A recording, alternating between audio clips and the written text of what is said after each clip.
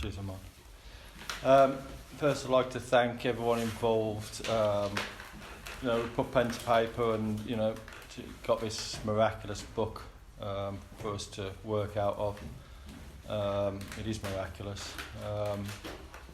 Secondly, I'd like to thank everyone within CA and everyone that sticks around for us newcomers to come back in or come in for the first time. And thanks to any newcomers who've turned up here today. You probably don't realise it at the moment, but you are, just as helpful to us than we are going to be to you. You've come into these rooms pretty hopeless, and we're probably going to disturb you a bit more around the hopeless condition. You know what I mean? That's not because we're bad. We're doing it, to disturb you, so you will take this on board at some point. You know what I mean? Like save a seed for the future, basically. I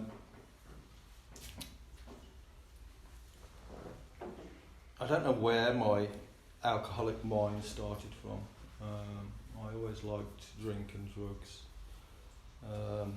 From a youngish age, didn't really have a problem with drugs. I could always put drugs down, but drugs always led back to more drinking. I was never obsessed around drugs. I could go out and do coke on a night, and then I never thought the next night I would go out again and do coke again. If my friends were going out again, I'd stay in, get a bit righteous about it. But I'd be staying in with a bottle of whiskey, thinking they were drug addicts and I wasn't, But I kind of teetered on this edge of alcoholism for some years, I think. Looking back on it, the last year. There was a lot of strategies I put in place. There was a lot of dormancy. Just enough to keep me going without actually addressing the issue. And part of that was maybe because I didn't want to address the issue. Part of it was I was scared of it. Some of it was based around dishonesty with myself.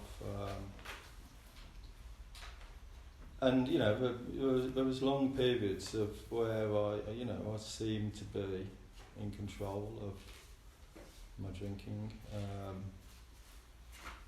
Years at some point, where I could go out on a weekend and drink reasonably successfully, but there was always an issue with come Monday where some Mondays it wouldn't go too well. So I would I'd make excuses sometimes on a Monday and end up in the pub kind of after lunch or something, and then teeter it out throughout a week, and then I'd be alright. But sometimes I wouldn't. Every 3 or 4 years would be an event that happened, and it'd be a weekend of drinking drugs probably, and I wouldn't manage it so well on a Monday, and I wouldn't be able to slow it down, and then there'd be this like a week or two of drinking would ensue. At which point I would end up in the doctors with some depression misdiagnosis just because I hadn't been truthful with the doctor. So the drinking wasn't anything to do with it. So I'd end up on these countless scripts of antidepressants. And I would curb it, my drinking, for a while, but slowly it would creep back in, and this carried on for years, and then I got married, it carried on. It happened on my honeymoon. There was a few days on my honeymoon where I just couldn't put the drink down, and again I was out in Mauritius, and had to go and see a doctor to get some sleeping tablets and some antidepressants. It was nothing to do with it was just the drinking. And then set up my business, and at some points it was quite stressful, and the drinking would ensue again. I'd control it for a bit, and then about 8 years ago, it just went completely tits up. I was drinking for about 3 or 4 weeks, constantly, like getting out of bed in the middle of the night drinking, waking up in the morning drinking, driving around drinking. And it all came to a point where I left site the one day, went to my mum and dad on holiday. I didn't go home to the house because my wife and kids were there, so I went to mum and dad's, and yeah, I was feeling pretty sorry for myself and just drank, a litre of whiskey, and then woke up about 8:30, I think, on my mum and dad's living room floor and drove back to my house. How I got back, I ended up in a field and everything. Just, I don't know how I got home, but I did get home. And wife was very upset, kids were upset. Everyone was trying to ring me to find out who I was. And then spoke to the doctor who put me in touch with a drug and alcohol service. Had a chat with them. They told me I had to stop drinking. Went to Gloucester for a weekend and then did a home detox in Gloucester. And then went back to this, it was a horrible detox for a couple of days, and then went back to this centre to have a chat with some people about my drinking and stuff. And then I, there was no suggestion of, AA or the big book or anything, but I kind of gave up then for about 6 years. I never touched a drink, or, thinking, I had something to do with it, but I'd, stopped, which gave me this massive illusion of power, this dormancy. And then relapsed about 6 years later, thinking I was okay, not a thought when I picked up a drink, and it went well. I didn't have much to drink. And then about 2 months later, went on holiday, drank on holiday, got back, didn't drink for a couple of months, and I was great. I'm cured and I can drink now, and this is all going to go. But slowly crept back in. It got to every weekend, and I can probably put a portion of this, my wife kind of just seeing this and just thinking, fucking hell, it's going to happen again. And eventually, last Christmas, we split up. And then I drank I didn't give a fuck, man. I just drank constantly for a couple of months, basically. So it was like, getting up in the morning, drinking vodka, going to site, trying to sort stuff out within the business, drinking throughout the day and drinking all night, until I was, not in a great condition. I spoke to someone within CA during that point in the middle of a spree, who kind of told me, a possible solution, He asked me where I was going afterwards. I was going to a pub. And then, like 3 days later, it got really bad, so I rang him back up and I just gave up, and I went into treatment. And then came out of treatment, got into CA, started going through the steps, but just kind of half-heartedly. I was kind of involved in it quite a lot of force to start with, but as it got better, I kind of started to step away from it.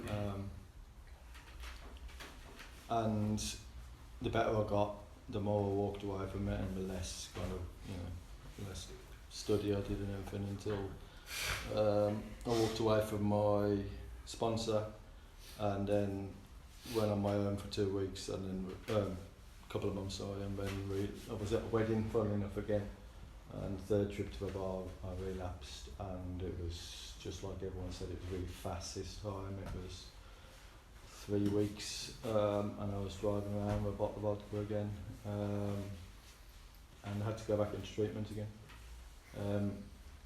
But the difference this time, I got into treatment, and I was straight into the big book. There was something that changed in me. I was 100% sure this time that I was. There was no escaping that I was an alcoholic. And then